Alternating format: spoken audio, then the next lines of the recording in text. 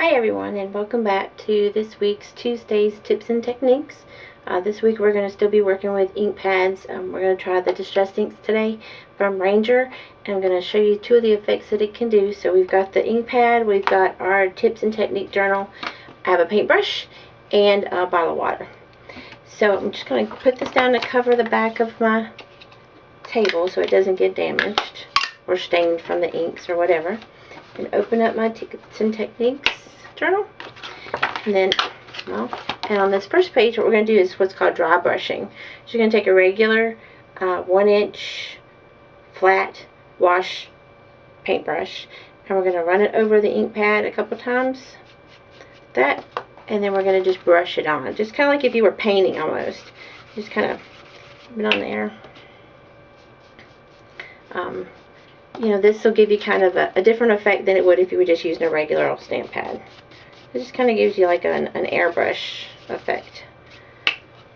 So that's kind of what that looks like. I don't know if you can see that. Kind of be a bad color. Anyway, so that's one of the things you can do. You can get the brush effect, which is kind of neat for different things.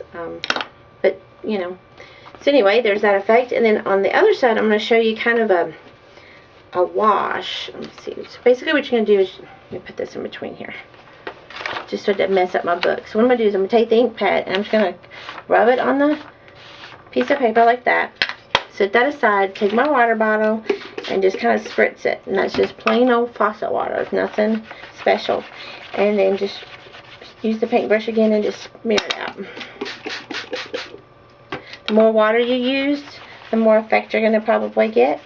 You can see I was a little heavy-handed there, so that didn't quite do what I wanted, but that's okay. We'll make it work. So when it dries, it'll be ready to go for whatever. In this book, I put my different techniques and things on there.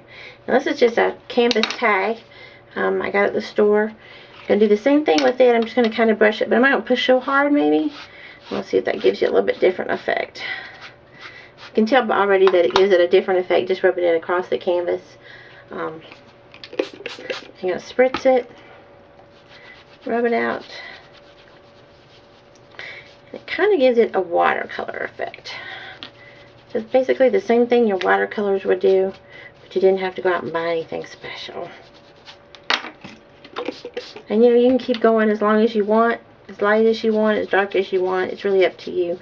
I could sit here and put water on it for a while and get all the little dark marks out, but I kind of like those. So I don't know if you can really see that very well or not, but there you go. So that's what you can do with Distress Inks. You can also ink your corners just like you would with a regular ink pad. It just gives it a little different effect. That's it for this week. Have a good week.